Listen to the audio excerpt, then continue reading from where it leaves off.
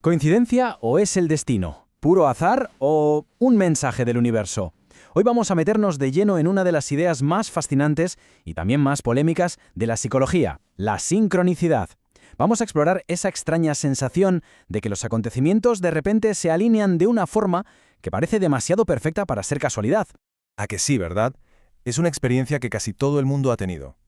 Es ese momento exacto en el que nuestro mundo interior, lo que pensamos, parece conectar de una forma totalmente inexplicable con el mundo exterior. Son esos momentos que nos dejan un poco descolocados. Y claro, te preguntas, ¿son simples casualidades o de verdad hay algo más en juego? Pues bien, hubo un psiquiatra suizo muy famoso que estaba convencido de haber encontrado la respuesta. Para entenderlo todo, este va a ser nuestro recorrido. Primero, veremos qué son estas coincidencias con significado. Luego, cómo las definió Carl Jung y en qué base teórica se apoyaba. Después, saltaremos a ver qué dice la ciencia sobre todo esto. Y para terminar, analizaremos el legado que ha dejado esta idea tan potente. Venga, vamos al lío. Todo arranca, como casi siempre, con la necesidad de ponerle un nombre a estas experiencias. Experiencias que son superhumanas y al mismo tiempo nos dejan llenos de preguntas. Para Jung, esto no eran simples casualidades, ni mucho menos. Él las veía como momentos clave, como pequeñas grietas que revelaban una capa de la realidad mucho más profunda. Una donde el significado personal era más importante que la causa y el efecto de toda la vida.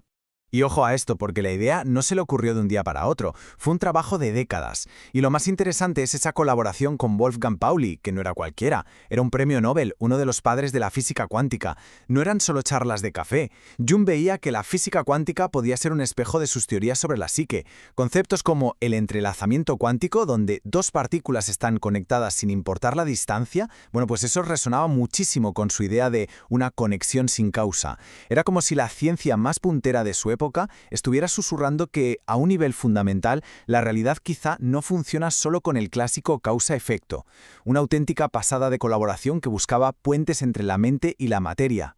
Vale. Pero entonces, ¿qué demonios entendía Jung por sincronicidad? Vamos a definirlo bien, porque tiene su miga. La clave aquí está en dos palabras, significativa y sin causa directa.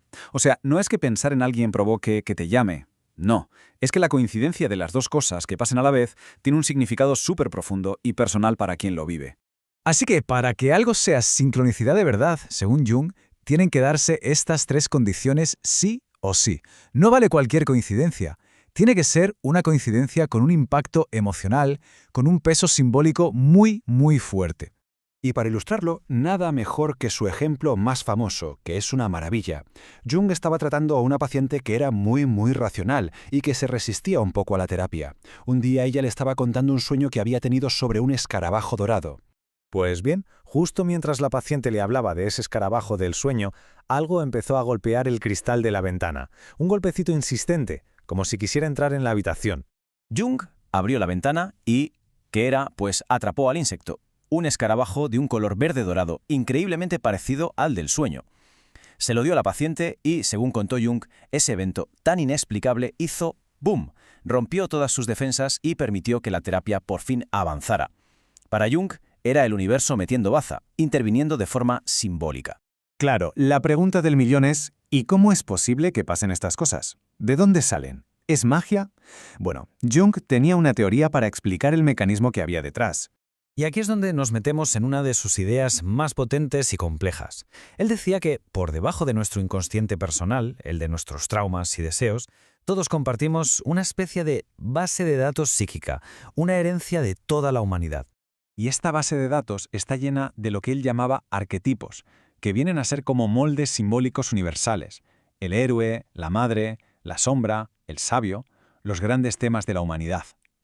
La sincronicidad, desde este punto de vista, ocurre cuando uno de estos arquetipos se activa a la vez dentro de nosotros, en un pensamiento o un sueño, y fuera, en un evento del mundo real. Hasta aquí la teoría de Jung, que es fascinante, no me digáis que no. Pero como es lógico, la ciencia moderna tiene una perspectiva, digamos que muy diferente de todo esto. La psicología cognitiva lo explica sin necesidad de recurrir a ningún principio misterioso. Vamos a ver. Primero, la apofenia. Nuestro cerebro es una máquina de buscar patrones. Los busca hasta debajo de las piedras, incluso donde no los hay. Segundo, el sesgo de confirmación. Nos acordamos perfectamente de la vez que pensamos en un amigo y llamó, pero se nos olvidan las miles de veces que pensamos en él y no pasó absolutamente nada. Si a esto le sumas la pura estadística y nuestra necesidad casi vital de crear historias y darle sentido a todo, pues ahí tienes el cóctel. Así que, al final, la cosa queda así. Tenemos dos formas totalmente opuestas de ver lo mismo. Por un lado, Jung nos habla de una conexión real, simbólica, un principio que une la mente y la materia. Y por el otro, la ciencia cognitiva nos dice que todo es un producto de cómo funciona nuestro cerebro, una detección de patrones que, aunque fascinante, es ilusoria y está amplificada por nuestros propios sesgos. Entonces, ¿en qué queda todo esto hoy? ¿Es la sincronicidad una idea ya pasada de moda o sigue teniendo algo que decirnos? Bueno, pues desde el punto de vista científico, el concepto está muy criticado. Es que es subjetivo, no se puede medir, no se puede demostrar que sea falso y choca de frente con el principio de causalidad. Sin embargo, su influencia cultural, madre mía, es innegable. La idea resuena por todas partes, en el cine, en los libros, en muchísimas corrientes de espiritualidad y desarrollo personal, donde se ve como una señal de que vamos por el buen camino. Al final, más allá de si la sincronicidad es real o no, el debate en sí mismo nos cuenta algo tremendo sobre nosotros. Nos enseña algo fundamental, que somos criaturas que buscan significado. Tenemos un impulso irrefrenable por conectar los puntos, por sentir que no todo es caos, que formamos parte de una historia más grande. Y con esto vamos a cerrar. La pregunta que nos deja todo esto no es tanto sobre cómo funciona el universo, sino sobre cómo funciona nuestra propia mente. El significado que encontramos en las cosas ¿es algo que descubrimos, que ya está ahí fuera esperando a que lo veamos? ¿O es algo que creamos nosotros, que proyectamos sobre un mundo que en el fondo es puro azar? Una pregunta que, la verdad, tiene pinta de que va a seguir abierta para siempre.